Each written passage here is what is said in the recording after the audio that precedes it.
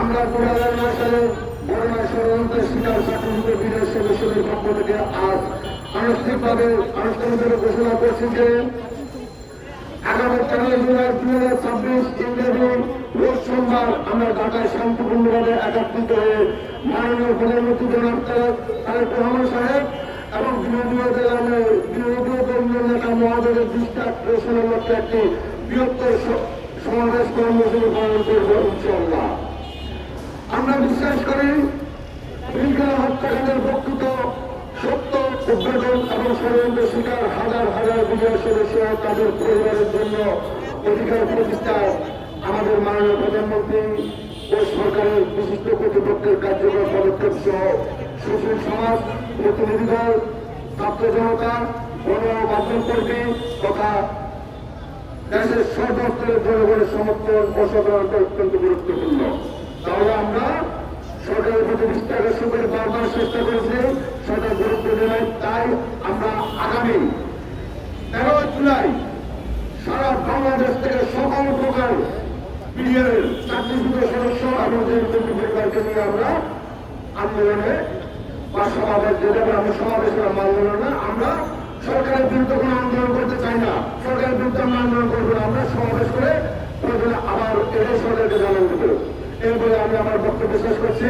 আল্লাহ হাফেজ। এখন আপনাদের সম্মুখে লিখিত বক্তব্য প্রকাশ করার প্লিজ আমার সকলের ভাইরা আপনার সকলে কভার করবেন। এখন আপনাদের সম্মুখে প্রেস মিনিস্টার বলে শোনাবেন খুলনা বিজয় কল্যাণ পরিষদের সম্মানিত সভাপতি নায়েক আবুল মুসা।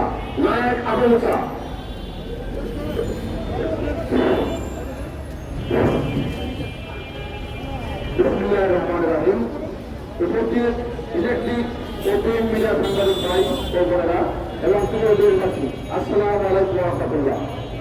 আমরা 2009 সালের পিলখানায় সংঘটিত মর্মান্তিক হত্যাকাণ্ডের ষড়যন্ত্র শিকার চাকরিচ্যুত ও নানাভাবে নির্যাতিত বিজয় সদস্য এবং পরিবারবর্গ বিজয় কল্যাণ পরিষদ আয়োজিত আজকের এই সাংবাদিক সম্মেলনে উপস্থিত হতে পেরে সর্বপ্রথম মহান আল্লাহ তাআলার দরবারে শুকরিয়া আদায় করছি। সঙ্গে সঙ্গে আজকের এই সংবাদ সম্মেলনে উপস্থিত সম্মানিত অতিথিবৃন্দ, বিভিন্ন গণমাধ্যমের সাংবাদিক, পরসাংবাদিক এবং দূরদূরান্ত থেকে আগত সকল প্রধানোদ্দায়ীকে আন্তরিক শুভেচ্ছা ও স্বাগতম জানাচ্ছি। আপনাদের মূল্যবান উপস্থিতি আমাদের ন্যায় বিচারের দাবিতে আরো শক্তিশালী ও অর্থবহ করে তুলেছে। আপনারা নিশ্চয়ই অবগত আছেন যে পিলখানায় সংঘটিত পরিকল্পিত হত্যাকাণ্ড ঘটনাটি ছিল জাতির ইতিহাসের এক কলঙ্কিত মর্মান্তিক অধ্যায় এবং আমাদের সার্বভৌমত্বের উপর এক ভয়াবহ আঘাত। প্রকৃত অপরাধীদের আড়াল করার লক্ষ্যে একটি পূর্ব পরিকল্পিত ষড়যন্ত্রের অংশ হিসাবে সারা দেশে বিডিআর এর বিভিন্ন ইউনিটে কর্মরত অসংখ্য নিরপরাধ বিডিআর সদস্যদেরকে গণহারে গ্রেফতার করে চাকরিচ্যুত করা হয়। সাধারণ তদন্ত ও মিথ্যা সাক্ষ্যের ভিত্তিতে জেলবন্দীতে দণ্ডিত করা হয়। ইতিমধ্যে সংশ্লিষ্ট মন্ত্রণালয়ের মাননীয় মন্ত্রী মহোদয়, বিভিন্ন আসনে নির্বাচিত মাননীয় সংসদ সদস্য সহ আমাদের বাহিনীর সদর দপ্তর এবং জেলার প্রতিনিধি জেলা পরিষদে সরাসরি প্রদান করেছি। এছাড়াও বিগত অন্তর্বর্তীকালীন সরকারের সময়ে আমাদের ন্যায্য দাবির পক্ষে 3 দফা শান্তিপূর্ণ আন্দোলন কর্মসূচি পালন করেছি। এসব কর্মসূচি আইন শৃঙ্খলা রক্ষা বাহিনীর বাধার মুখে আমাদের অনেক বিজয় সদস্য আহত ও রক্তাক্ত হয়েছেন। পিলখানা বিষয়ক জাতীয় তদন্ত কমিশন অন্তর্বর্তীকালীন সরকারের নিকট তাদের প্রতিবেদন দাখিল করলেও তা এখনো জনসম্মুখে প্রকাশ করা হয়নি।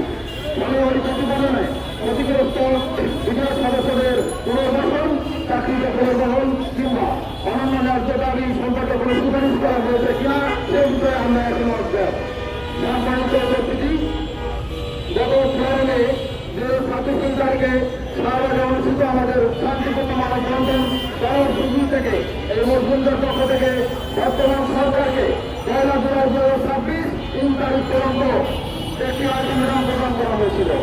আমাদের প্রত্যাশা ছিল এই সময়ের মধ্যে সরকার মানবিক ও সহানুভূতিশীল ভিত্তিতে আমাদের বিষয়ে বিবেচনা করবে, প্রতিনিধিদলের সঙ্গে সাক্ষাৎ করবে এবং চাকরিত পুনর্বাসন, ক্ষতিপূরণ, পুনর্বাসন, নিরপরাধ জেলবন্দীদের মুক্তি সহ আমাদের দেশের দাবিগুলোর একটি সংযোগ্য সমাধান উদ্বোধন করবেন। কিন্তু অত্যন্ত দুঃখের সঙ্গে বলতে হচ্ছে যে আজ পর্যন্ত বর্তমান সরকারের পক্ষ থেকে আমাদের দাবিগুলোর বিষয়ে কোনো সুনির্দিষ্ট অংশ পরিকল্পনা বা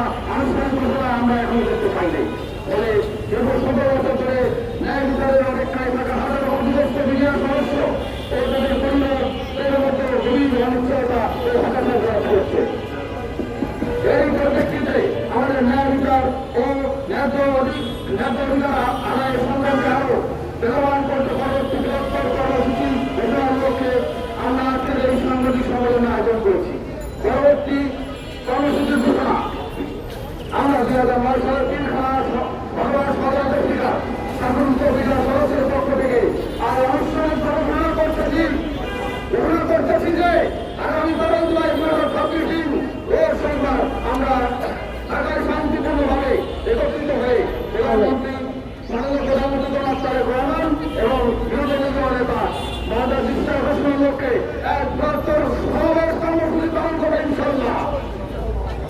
কারণ আমরা দৃঢ়ভাবে বিশ্বাস করি পিলখানা হত্যাকাণ্ডের প্রকৃত সত্য উদ্ঘাটন এবং তদন্তের শিকার আরও বিচার সদস্য তাদের বিচার প্রতিষ্ঠায় আমাদের মাননীয় প্রধানমন্ত্রী ও সরকারের সংশ্লিষ্ট কর্তৃপক্ষ কর্তৃক কার্যকর পদক্ষেপ সুশীল সমাজের প্রতিনিধি